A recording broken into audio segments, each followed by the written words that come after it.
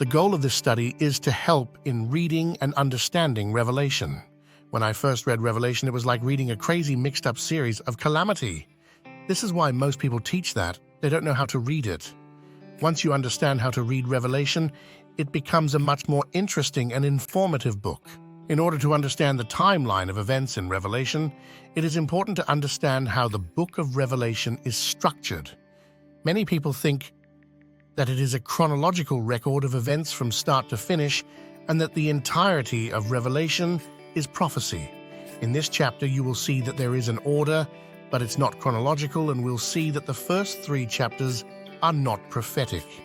If we read Revelation with the assumption that it's chronological, it is impossible to understand. There are several places in Revelation where John writes and explains some things in a circular type of way. It's not linear where it's all a sequential record, it's broken up with visions nested within visions. To prove this point, we can look at several places in Revelation that show how John writes and explains some things in a circular type of way. Some of these may seem frivolous, but some are major points. I'm including them all just to show the style of writing used in this book.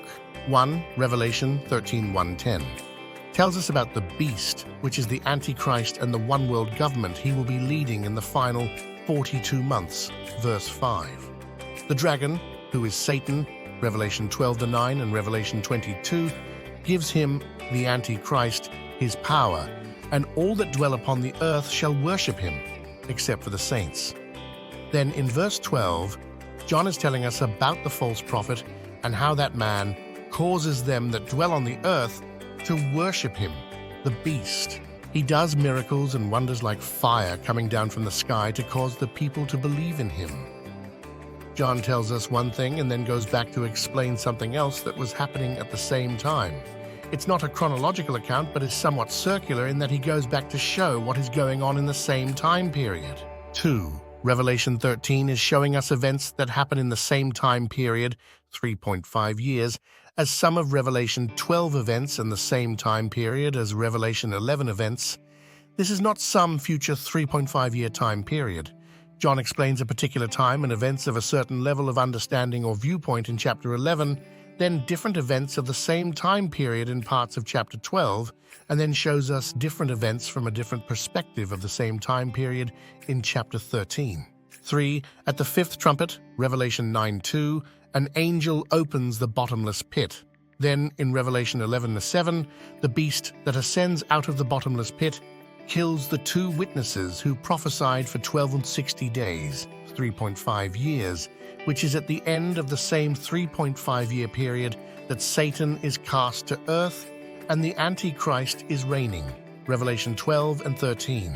Then in Revelation 17:8, we see an explanation of the same beast, the Antichrist, the devil, who ascends out of the bottomless pit, and subsequent explanation of where he gets his military power to take over the world. John has told us about this in several places, but it's definitely not a chronological order. He goes back to explain things that he's already told us about in previous chapters. 4. Revelation 7:15-17 shows us the same declarations as Revelation 21.3:4. The end of things prophesied in Revelation is the beginning of eternity with God, and is mentioned in both chapters, but is not a chronological timetable. God doesn't conclude all things in chapter 7, and then all the events between chapter 7 and 21 happen after that. It's a statement about the same time period in both places. 5. In Revelation 8:2, John records 7 trumpets given to 7 angels. Then in Revelation 8:3-5, he explains a whole other angel with things that happen with that angel. And then in verse 6, he returns to the 7 angels with the 7 trumpets. He starts a subject, then explains something else that is happening or has happened prior to this, and then goes on with the subject he started on. 6. Revelation 15:1 states that John saw 7 angels having the 7 last plagues filled up with the wrath of God.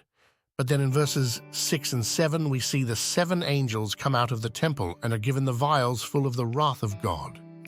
John starts the subject stating that they are there, goes to another vision of the saints in heaven, and then returns to the angels and gives more information on how they got the vials. 7. The 7th trumpet, Revelation 11, 7th vial, Revelation 16, Revelation 7:15-17, Revelation 21:3-6, and Ezekiel 38:39. All show us the same events. First of all, the statement, "It is done," appears in Revelation 21:6, Ezekiel 39:8, Revelation 16:17, and the same statements about it being done and or how the kingdom of God is come and what it will be like when all is finished are made in the seventh trumpet, Revelation 7 and Revelation 21. Revelation 15 also shows us those who have gotten the victory of the beast, came out of great tribulation, just as Revelation 7. This is the same group of people who are with God when it's all over. 8. The seals, trumpets, and vials all have something explained in between the sixth and seventh. The seals have the vision of the 144,000 and the multitude of saints in heaven with the vision of God's love, mercy, and kindness after it's all over. The trumpets have the vision of the seven thunders, the mystery of God being finished, the little book, measuring of the temple, the two witnesses. The vials have the gathering of the kings for the battle of Armageddon. These are all things explained by John that are not in a consecutive timeline, but are explanations of things that have already happened or are happening at the same time, and things that will be after the fact. 9. Revelation 16 starts the Battle of Armageddon, but then chapters 17 and 18 are devoted to explaining the great whore. Then in chapter 19 he picks up the Battle of Armageddon again. 10. Revelation 16:12 states that the Euphrates River is dried up to make way for the kings of the east, and then verses 13 and 14 state that the three spirits go out to gather the kings of the whole world to battle. Which happens first, or are they happening at the same time? 11. Revelation 11:19 and 15:5 both state that the temple in heaven is opened. When we study the events surrounding both statements, we see that it is not that the temple is opened twice, but that we are seeing the same event written about in both places. 12. In Revelation 14:20, the winepress of the wrath of God is trodden. Then, in Revelation 19:15, Jesus treads the winepress of the wrath of God. This is the same event in both places. It's not something that happens in chapter 14 and then again in chapter 19. 13. Revelation 10:7. But in the days of the voice of the seventh angel, when he shall begin to sound. Revelation 11:14. The second woe is past, and behold, the third woe cometh quickly.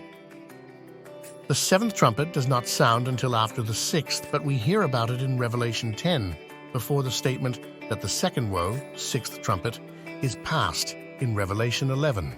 Definitely not a chronological record.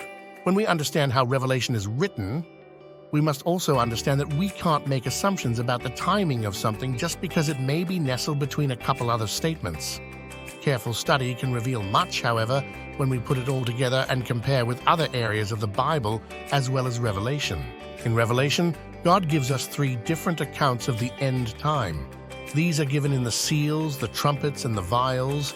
These accounts are all different but have a common intersection point.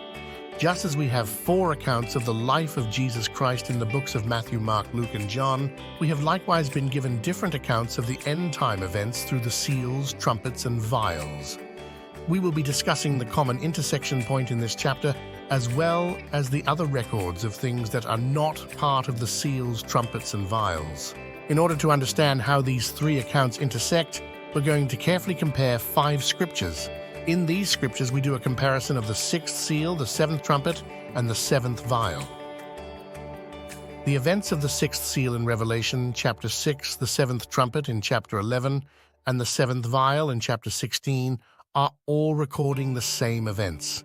We will also see that Matthew 24:29 and Ezekiel 38:18-22 are parallel accounts of the same. I encourage you to read each of the scriptures and take a look at the following chart. Study the chart and compare what occurs in each scripture.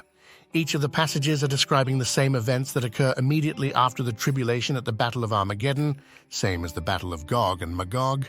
Notice that the seal, trumpet, and vial all have an earthquake, and the wrath of God is come upon the earth. Matthew shows the same events that also are shown in the sixth seal, and the events in Matthew happen immediately after the tribulation, which is when the Battle of Armageddon takes place. The islands and mountains moving, the great hail, God's wrath and the earthquake from Ezekiel are the same as the seventh vial, and except for the hail not mentioned in the seal, it's also the same. Likewise, the seventh trumpet has the same events except for mountains moving. The Battle of Gog in Ezekiel is the same event as the Battle of Armageddon. The conclusion is obvious. All of these events happen at the same time, but they are described in several places in the Bible. If this is true, then Revelation is definitely not written in chronological order. But before we make any decisions, let's look at a few other things. If we follow the 7-year chronological order theory, does it make sense? Does Babylon fall once or twice? Revelation 14:8 and Revelation 18:2 both state that Babylon is fallen. If it fell in chapter 14 and Revelation is chronological, did it get rebuilt before chapter 18 so it could fall again? Did it fall twice, or are there simply two accounts of this event? One earthquake or five? Révélation 6:12, Révélation 8:5, Révélation 11:13, Révélation 11:19, and Revelation 16:18 all record an earthquake or a great earthquake. Is there really 5 earthquakes or just one with several accounts of it? Will there be great darkness twice?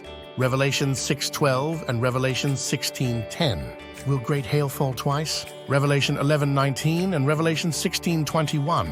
Will mountains and island move twice? Revelation 6:14 and Revelation 16:20. When will the wrath of God be poured out? Révélation 6:17, 11:18, 14:9, 10, 14:19, 15:1, 16:1, and 19:5 all speak of the wrath of God.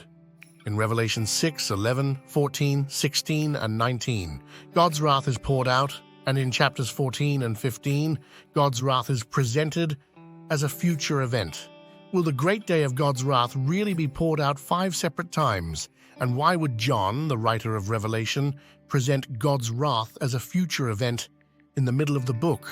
No, it does not make sense that Revelation is a chronological record of events from start to finish.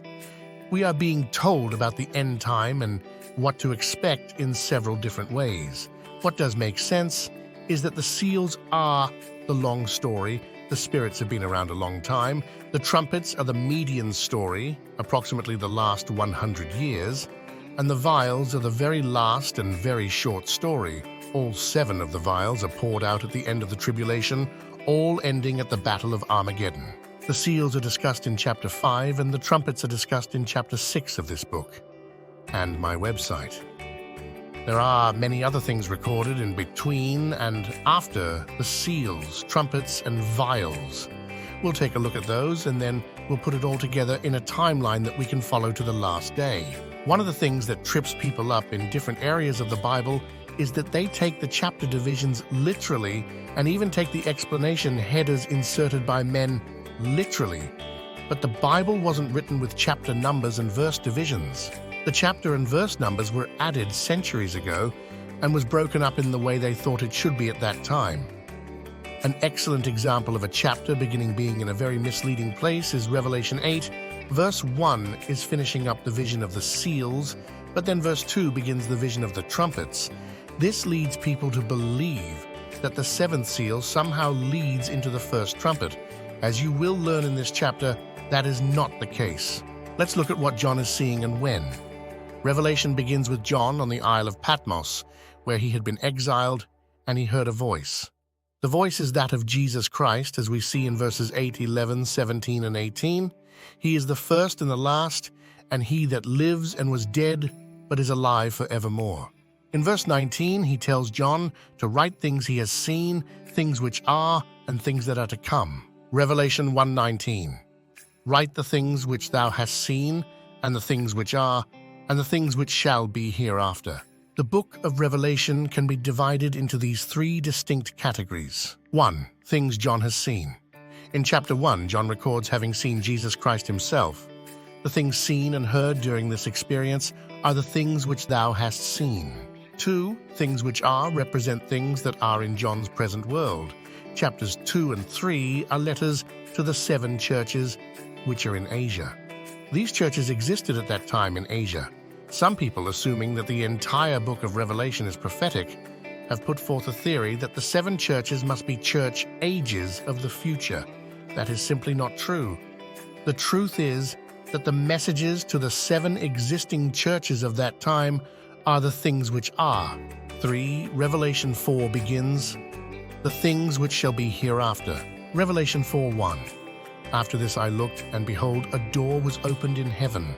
And the first voice which I heard was as it were of a trumpet talking with me, which said, Come up hither, and I will shew thee things which must be hereafter.